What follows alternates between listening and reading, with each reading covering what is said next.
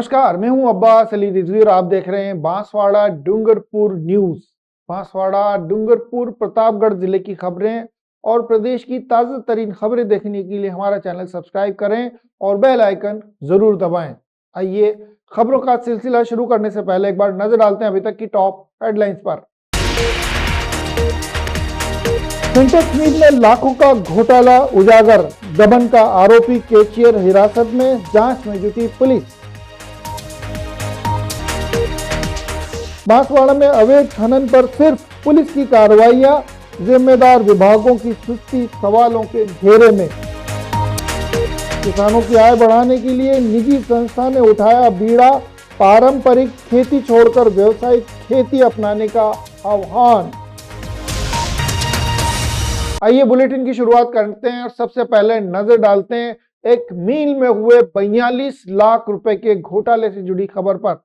बांसवाड़ा की सिंटेक्स मील में 42 लाख रुपए का घोटाला उजागर होने के बाद पुलिस ने कैशियर को हिरासत में लिया है। मील में कार्यरत कैशियर दीपक कुमावत पर यह गंभीर आरोप लगा है कि उन्होंने घोटाला करते हुए इस बड़ी रकम का गबन किया है। मामले की शिकायत राजा तालाब थाना पुलिस को सौंपी गई है। पुलिस ने तत्काल कार्रवाई करते हुए आरोपी कैशियर को हिरासत में ले लिया है और मामले की जांच की जा रही है।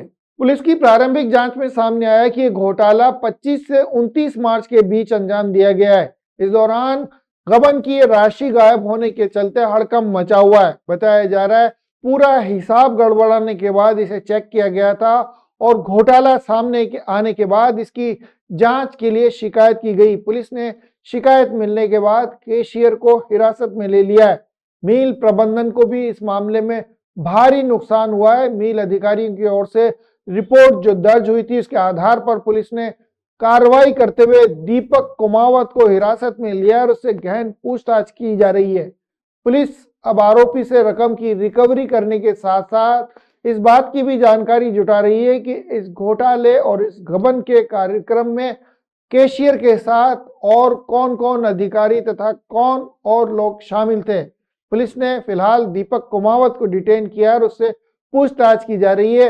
बताया जा रहा है ये फर्जीवाड़ा कैसे हुआ, किन परिस्थितियों में हुआ, इसको लेकर पुलिस जांच में जुटी हुई है। साथ ही अन्य कर्मचारी और अधिकारी इस घोटाले में शामिल तो नहीं है, इसको लेकर भी गहनता से जांच की जा रही है। मामला सामने आने के बाद सिंटेक्स मील के कर्मचारियों में हड़कंप मचा हुआ है। कर्मचारियों के बीच इसको लेकर चर्चा जोरों पर है और जल्द ही पुलिस इस मामले में कानूनी कार्रवाई करने के संकेत भी दे चुकी है। सिंटेक्स मील के जनरल मैनेजर ने कल एक रिपोर्ट दी थी, तो वहाँ पे उनके दीपक कुमावत नाम का एक कैशियर है जो उनके केस से संबंधित सारा कार्य करता है, हेड कैशियर है ये। इसका काम है बैंक चेक ले जाना कंपनी से और बैंक से पैसा लेके आना, क्योंकि कर्मचारियों को बहुत सारे ऐसे डेली बेसिस कर्मचारी है जिनको रोकड़ पैसा देना होता है, तो इस वजह से कंपनी में करीब करीब महीने में 1 से सवा करोड़ रुपया रोकड़ आता है। इसी दौरान उसने इस चीज़ का पूरा फ़ायदा उठाया और 20-20 लाख रुपए के 2 चेक इसने बैंक से कैश करवाए और वो 20-20 लाख रुपए इसने मतलब वापस लाकर कंपनी में जमा नहीं करवाए और अपने निजी प्रयोग के लिए काम में ले लिया। जब इसको वापस ऑडिट हुई विभागीय तो उसमें करीब 42 लाख रुपए दीपक के पास होने चाहिए थे, लेकिन उसमें नहीं हुए और उसने अपने निजी कार्य के लिए उसको खर्च कर दिया। इस संबंध में अनुसंधान कर रहे हैं, दीपक को डिटेन किया है। सर ये अभी हम इसका रिकॉर्ड चेक कर रहे हैं, ये करीबन नवंबर से इनके चल रहा है और ऐसा भी अभी प्रथम दृष्टि ऐसा आया कि ये कोई गेमिंग जो ऐप है उसमें सट्टे में पैसे इसने ये लगाए हैं, तो इस संबंध में भी अनुसंधान कर रहे हैं। आइए रुक करते हैं अगली खबर का। मुख्यमंत्री भजनलाल शर्मा द्वारा जिले में अवैध खनन, अवैध निर्गमन और अवैध भंडारण पर सख्त कार्रवाई के निर्देश दिए जाने के बावजूद जिला प्रशासन सुस्त दिखाई दे रहा है। पूरे मामले में 7 दिनों में जिले में अवैध खनन के खिलाफ जो भी कार्रवाइयां हुई हैं उनमें सिर्फ पुलिस की ओर से की गई कार्रवाई सामने आई है, जबकि माइनिंग विभाग, राजस्व विभाग और वन विभाग के अधिकारी अभी तक इस फील्ड में कोई कार्रवाई करते हुए दिखाई नहीं दिए हैं। मुख्यमंत्री भजनलाल शर्मा के निर्देश पर गत सप्ताह ईडीपी सभागार में जिला स्तरीय SIET का और अवैध खनन निगरानी समिति की बैठक आयोजित हुई थी। इसमें जिला कलेक्टर अंकित कुमार सिंह ने सभी विभागों और संबंधित अधिकारियों को मिशन मोड में कार्य करने के निर्देश देते हुए कहा था कि संवेदनशील क्षेत्रों में निगरानी रखी जाए, संयुक्त टीमें बनाएं और संभावित रूट पर चेकिंग करते हुए इस बात की कड़ाई से पालना की जाए कि अवैध रूप से अगर कहीं खनन हो रहा है, अवैध रूप से खनन किए गए प्रोडक्ट को वहां से अगर परिवहन किया जा रहा है या उसका कहीं अवैध रूप से भंडारण भी किया जा रहा है तो उस पर सख्त कार्रवाई की जानी चाहिए। लेकिन इन निर्देशों के बावजूद सिर्फ पुलिस कार्रवाई होती दिखाई दे रही है। प्रशासन की ओर से या संबंधित विभागों की ओर से इस मामले में कोई बड़ी कार्रवाई सामने नहीं आई है। आपको बता दें, पुलिस ने केसरपुरा की पहाड़ी से अवैध खनन करते हुए 50 टन क्वार्ट्ज पत्थर जब्त किया था और एक डंपर को भी जब्त किया था। इसके अलावा चीतरी थाना पुलिस ने गलिया कोर्ट से क्वार्ट्ज पत्थरों से भरा हुआ डंपर पकड़ा था। वहीं कुछ दिनों पहले ओबरी थाना पुलिस ने बजरी परिवहन करते हुए एक ट्रैक्टर को जब्त किया था। पिछले 7 दिनों में कुल 7 मामले सामने आए, लेकिन सभी मामलों में पुलिस की ओर से ही कार्रवाई की गई है, जबकि माइनिंग विभाग, वन विभाग और राजस्व विभाग के अधिकारियों की ओर से इस पूरे मामले में या कोई कार्रवाई नहीं होने के चलते उनकी भूमिका पर सवाल उठने लगे हैं। स्थानीय लोगों की मांग है कि सभी विभागों को फील्ड में सक्रिय किया जाए ताकि अवैध खनन पर प्रभावी रूप से नियंत्रण किया जा सके। पंचायतों के पुनर्गठन और परिसीमन को लेकर लगातार सवाल खड़े हो रहे हैं। इसको लेकर लगातार विरोध के स्वर भी सामने आ रहे हैं। बांसवाड़ा के मकोद ग्राम में पंचायत के सैकड़ों ग्रामीणों ने मंगलवार को ढोल नगाड़ों के साथ जिला कलेक्ट्रेट पहुंचकर अपनी नाराजगी जाहिर की है। जिला कलेक्टर के हाथ मुख्यमंत्री के नाम ज्ञापन सौंपते हुए ग्रामीणों ने पंचायत पुनर्गठन में किए गए बदलावों को अव्यवहारिक बताते हुए मकोद पंचायत को यथावत रखने की मांग की है।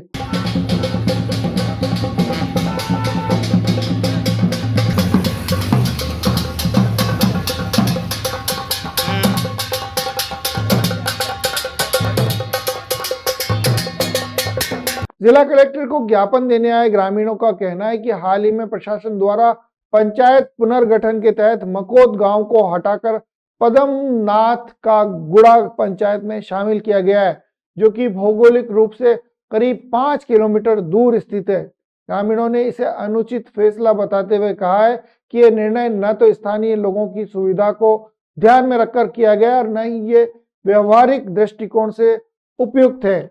ज्ञापन में ग्रामीणों ने बताया कि नवगठित पदमनाथ पंचायत में वनाल गांव को भी शामिल किया गया है, जिसकी कुल जनसंख्या लगभग 3000 के आसपास हो चुकी है।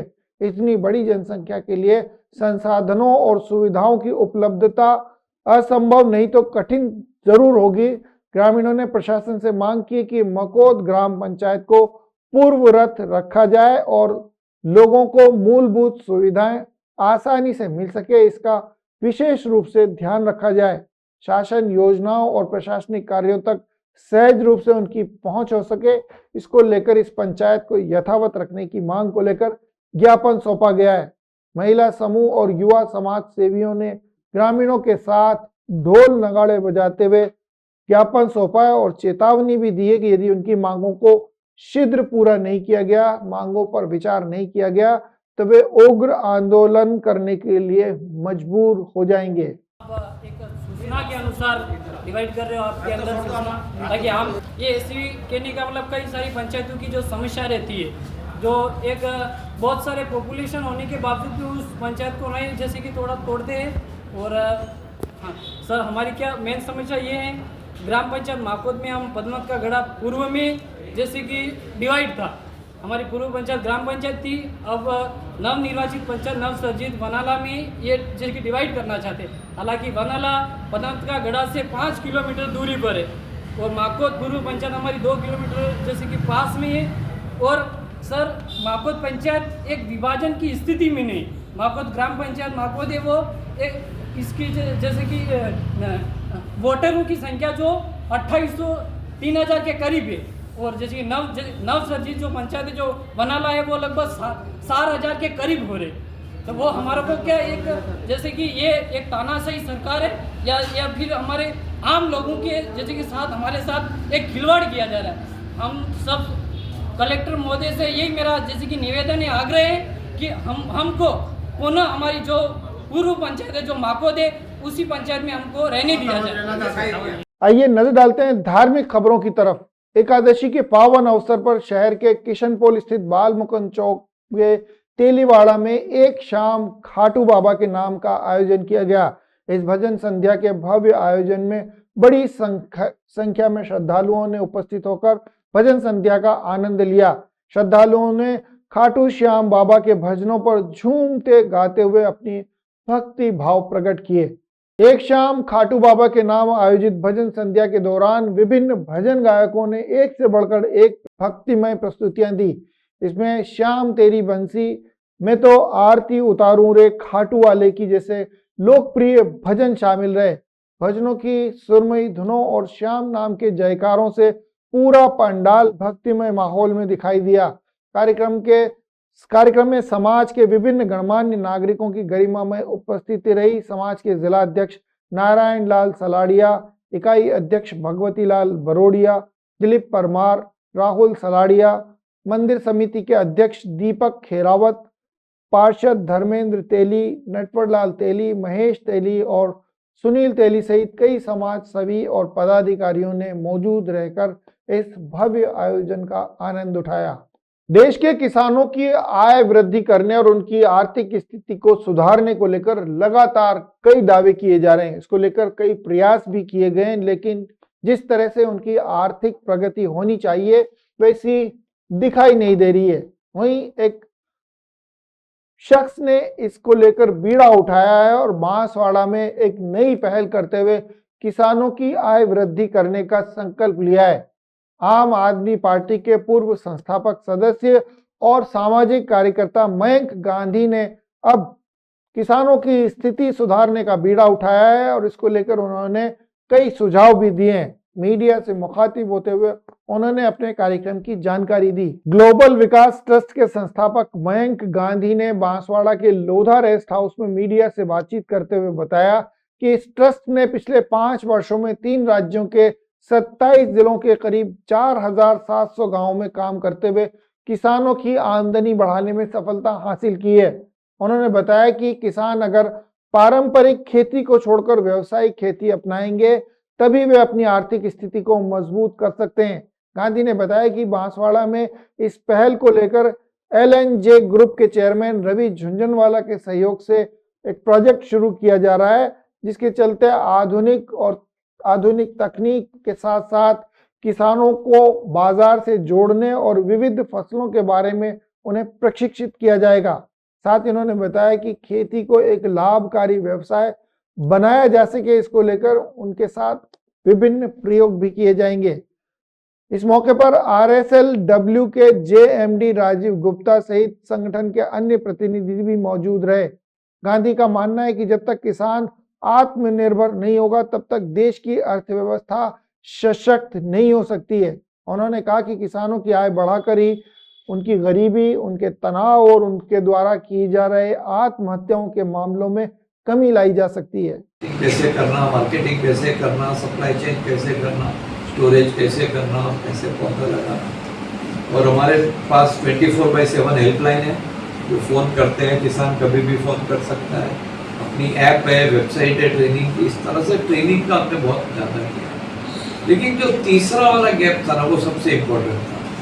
2019 के अंदर हमने 1,46,000 पपाया के पेड़ लगाए। अब 1,46,000 कोई ज़्यादा नहीं होता है। महाराष्ट्र के पपाया के पेड़ का 1% से भी कम होता है।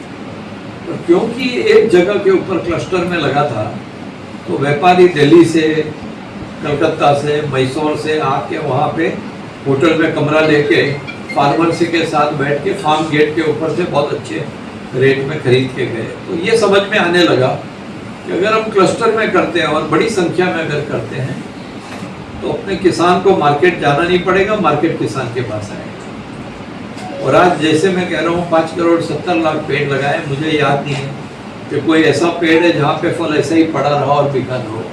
बिकी जाता है, पूरा मार्केट अब वहाँ पे आ रहा है। तो इस तरह से किसान ने बहुत ज़्यादा इनकम बढ़ाई और टाटा का रिजल्ट है 38,700 रुपये से 3,93,000, 10 गुना इनकम, 28,000 किसान की, 4,600 गांव, 5 करोड़ 70 लाख पेड़ लगाए हैं। जब ये होने लगा तो हर तरफ से, जैसे राजस्थान से बातें निकली, पूरे देश से बातें निकली, ऐसा इतना इनकम बढ़ना ये तो सामान्य नहीं है। मैंने तो सुना ही नहीं पूरे विश्व में कि किसकी 10 गुना इनकम, वो भी ऐसे एरिया में किसानों की बढ़ गई है। तो चारों तरफ से हमारे ऊपर रिक्वेस्ट आने लगी, आप हमारे यहाँ आके कीजिए, हमारे यहाँ। इस देश में सब जगह जरूरत है, ये कोई महाराष्ट्र कोई अपवाद नहीं है कि सिर्फ वहीं पे गरीबी है और सब जगह नहीं है, लेकिन हमारे अंदर कैपेसिटी नहीं है कि हम पूरे देश पर भेजा दें।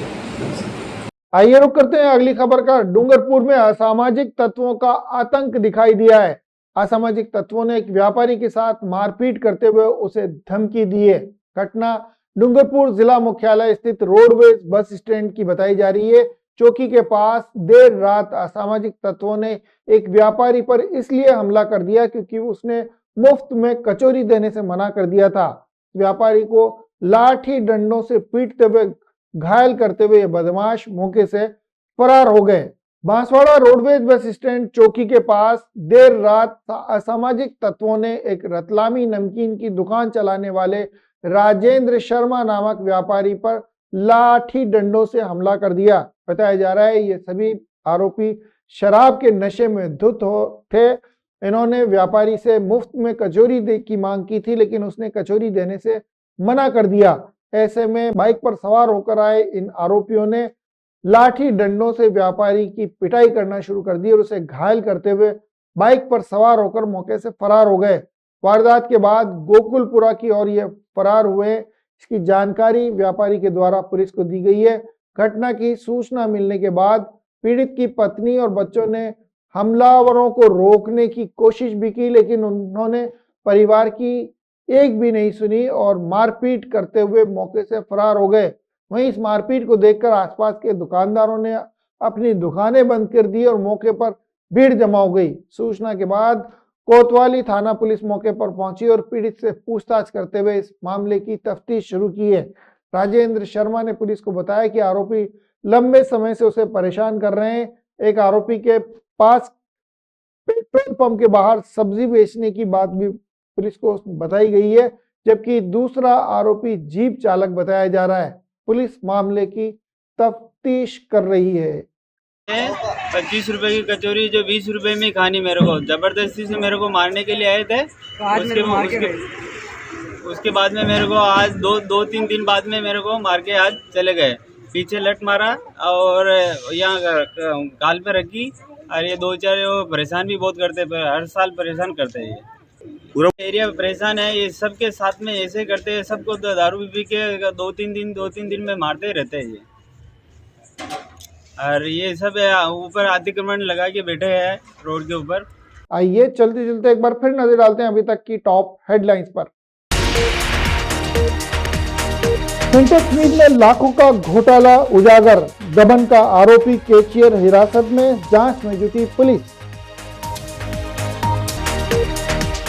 बांसवाड़ा में अवैध खनन पर सिर्फ पुलिस की कार्रवाइयां, जिम्मेदार विभागों की सुस्ती सवालों के घेरे में। किसानों की आय बढ़ाने के लिए निजी संस्था ने उठाया बीड़ा, पारंपरिक खेती छोड़कर व्यावसायिक खेती अपनाने का आह्वान। तो ये थी बांसवाड़ा डूंगरपुर बुलेटिन की खास खबरें। बांसवाड़ा डूंगरपुर प्रतापगढ़ जिले के साथ साथ प्रदेश की ताजा तरीन खबरें देखने के लिए हमारा चैनल सब्सक्राइब करें। बड़ी खबरों के साथ कल आपके सामने फिर हाजिर होंगे। तब तक के लिए दीजिए इजाजत पूरी टीम को और देखते रहिए बांसवाड़ा डूंगरपुर न्यूज। नमस्कार।